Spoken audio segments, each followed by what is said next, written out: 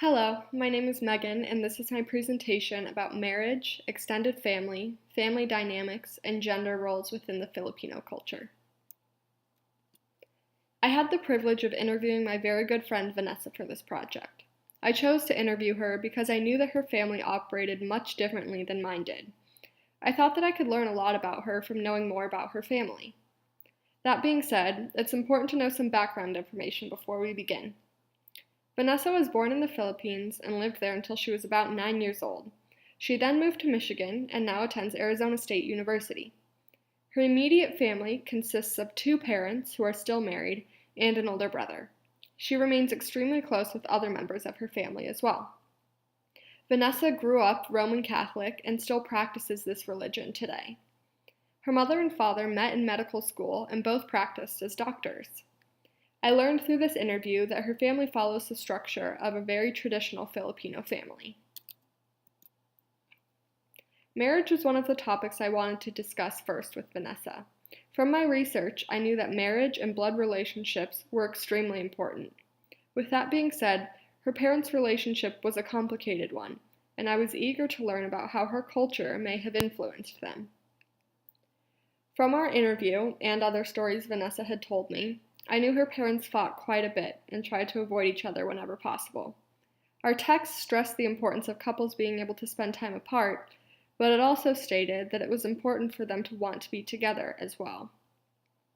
After asking Vanessa a few more questions, I learned that once her mother started earning a good-sized income, her father left work.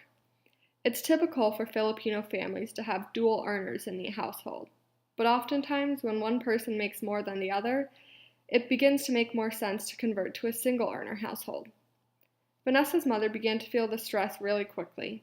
Her husband depended heavily on her, and with the burden of working and taking care of children, she started to feel remorseful. Eventually, it started to affect her marriage, and she grew resentful towards her husband. Divorce isn't something that remains an option in their culture, so Vanessa's mother remains married, but tried to see the positives in their relationship.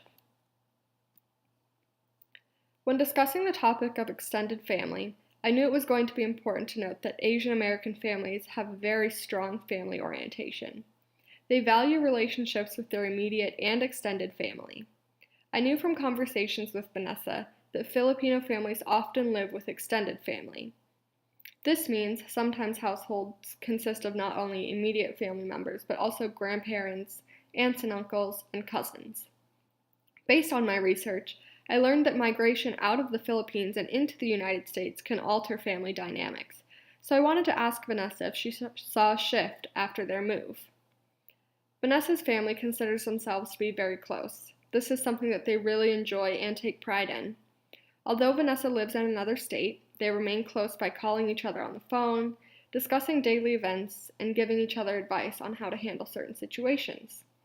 They also value physical togetherness, which I touched on before, meaning that they enjoy being together in the same place. In the Philippines, most people live with their extended family, and it seems as though the move to the United States did not change that for them at all. When I asked Diana if she values this as well, she said that she does, and she plans on moving back home to be with her father, mother, brother, and grandmother after graduation. When discussing family dynamics with Vanessa, I came into the conversation knowing that strictness in Filipino families is much more common than it is in European American families. In our interview, Vanessa stated that her parents consistently tried to control the decisions she and her brother made. Whether it was where to go to school, who to date, or what career to pursue, they always seemed to have something to say. However, she stated that this is a characteristic that is especially normal for Filipino parents, as they tend to stress greater control. All that being said, she credited her family for the high levels of cohesion, flexibility, and communication they all still embody. Vanessa feels that they are always there to support one another, remain open-minded about each other's positions within the family, and maintain healthy forms of communication no matter what.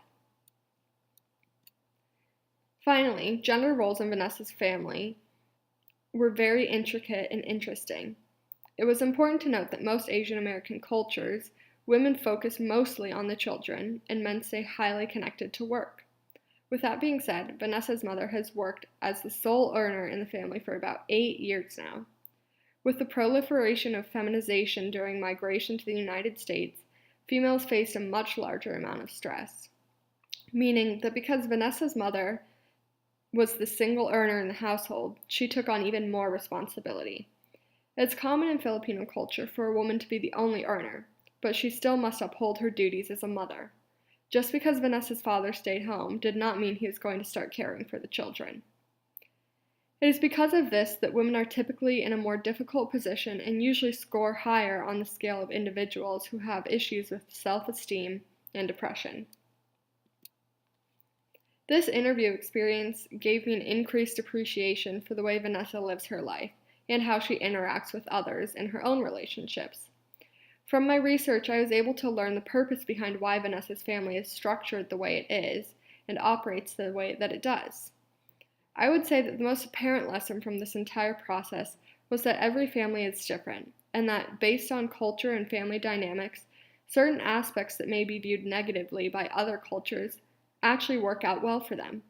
I will continue to keep this concept in mind throughout my life because I believe that it is important to consider the circumstances in other individuals' lives when maintaining a relationship.